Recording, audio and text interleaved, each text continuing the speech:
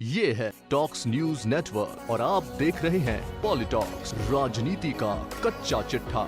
32 दिनों तक कांग्रेस सरकार को संकट में डालने वाले सचिन पायलट और 18 विधायकों ने आखिर बिना शर्त कांग्रेस में वापसी कैसे कर ली, वो भी तब जब पायलट अपना उप मुख्यमंत्री और प्रदेश अध्यक्ष पद खो चुके हों, साथ ही उनके खेमे के 2 मंत्रियों के अहम पद चले गए हों। तब जबकि मुख्यमंत्री अशोक गहलोत ने नकारा निकम्मा के साथ सरकार गिराने की साजिश में शामिल होने के गंभीर आरोप लगाते हुए पायलट खेमे के विधायकों के ऑडियो टेप तक रिलीज करवा दिए हों। ऐसे में राजनीतिक गलियारों में यह बड़ा सवाल बना हुआ है कि जो पायलट खेमा 30 दिन तक कांग्रेस के शीर्ष नेतृत्व से बात करने को तैयार नहीं था, या बकौल पायलट खेमा जो गांधी परिवार या कांग्रेस के किसी बड़े नेता ने उनसे संपर्क तक नहीं किया, तो आखिरी क्षणों में गांधी परिवार ने अचानक पायलट की बात सुन कैसे ली। अगर गांधी परिवार के कुछ घंटों की केवल बातचीत से ही यह सारा मामला हल हो सकता था, तो फिर यह काम तो पहले ही 1-2 दिन में हो सकता था। क्या गांधी परिवार ने राजस्थान में कांग्रेस की राजनीति में बैलेंसिंग का फॉर्मूला तो नहीं अपनाया? जिस तरह मुख्यमंत्री अशोक गहलोत ने बहुमत के लिए जरूरी 101 विधायकों के साथ भाजपा और पायलट को अपनी ताकत दिखाई, कहीं गांधी परिवार ने उसे ही तो अंडरलाइन नहीं कर लिया।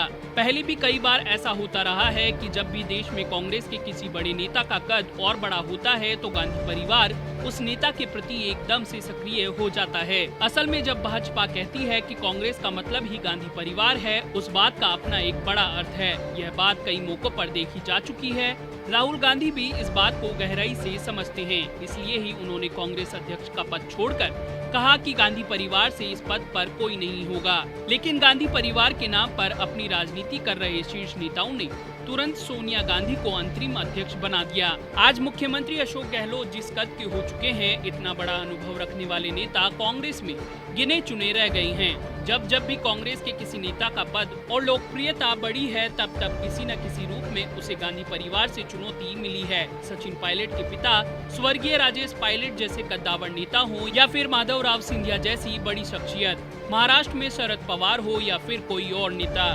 इस क्रम में प्रणब मुखर्जी के नाम की भी खूब चर्चा रही। यह तो हुई कांग्रेस के दिग्गज नेताओं से जुड़ी बात। इसके पार्ट 2 में एक कहानी और छुपी हुई है। यह कहानी राहुल गांधी से जुड़ी है। राहुल गांधी ने अध्यक्ष बनकर हर राज्य में युवा नेताओं की एक टीम बनाई। इन युवा नेताओं को महत्व देकर आगे बढ़ाया गया, यानी उन्हें अपने अपने राज्यों में बड़ी राजनीतिक शख्सियत बनने के अवसर प्रदान किए गए। राहुल गांधी के मेहनत से देश के लगभग हर राज्य में एक युवा तैयार हो चुका था, लेकिन उसके साथ साथ ही राज्यों में अनुभवी और युवाओं के बीच वर्चस्व को लेकर संघर्ष शुरू हो गए। हरियाणा, महाराष्ट्र, मध्य प्रदेश और अब राजस्थान इसके बड़े उदाहरण के तौर पर सामने आए। इसके बाद टीम राहुल के इन असंतुष्ट युवाओं ने जहां भी संभव हुआ अपने दम पर कांग्रेस की सरकारों को गिराकर ताकत दिखानी शुरू कर दी। वो अलग बात है कि राजस्थान में गणित सफल न हो सका।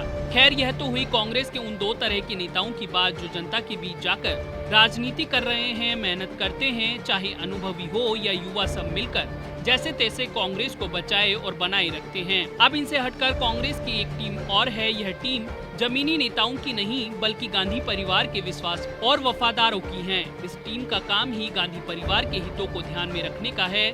इसी टीम में एक बड़ा नाम है केसी वेणुगोपाल का।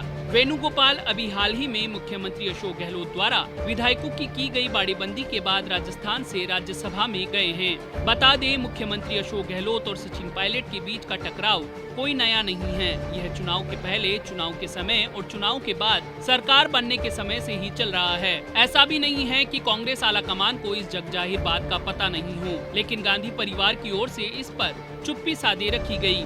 राजस्थान में सियासी घमासान शुरू होते ही केसी वेणुगोपाल की भूमिका नजर आने लगी। सूत्रों की माने तो एक तरफ तो वो गहलोत कैंप में दिख रहे थे, तो पर्दे के पीछे पायलट कैंप से भी संपर्क में लगे रहे।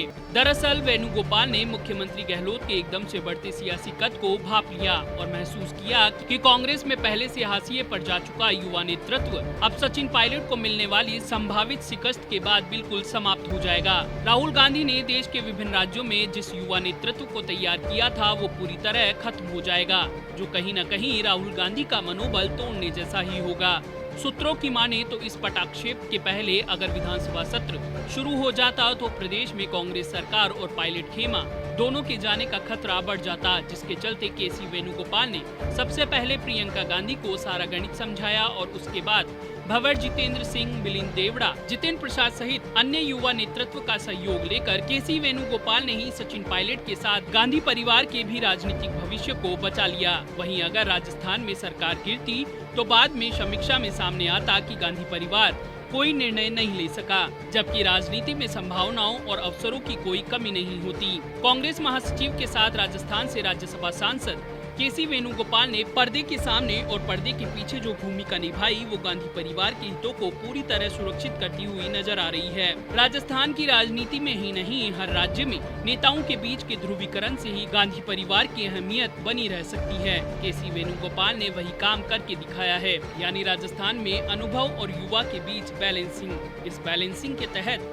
सचिन पायलट को भविष्य का क्या प्रॉमिस किया गया है, यह तो आने वाले समय में ही पता चलेगा। फिलहाल तो राजस्थान में कांग्रेस सरकार पर छाया संकट समाप्त होता नजर आ रहा है। पॉलिटॉक्स ब्यूरो, दिल्ली। ये है टॉक्स न्यूज नेटवर्क और आप देख रहे हैं पॉलिटॉक्स, राजनीति का कच्चा चिट्ठा।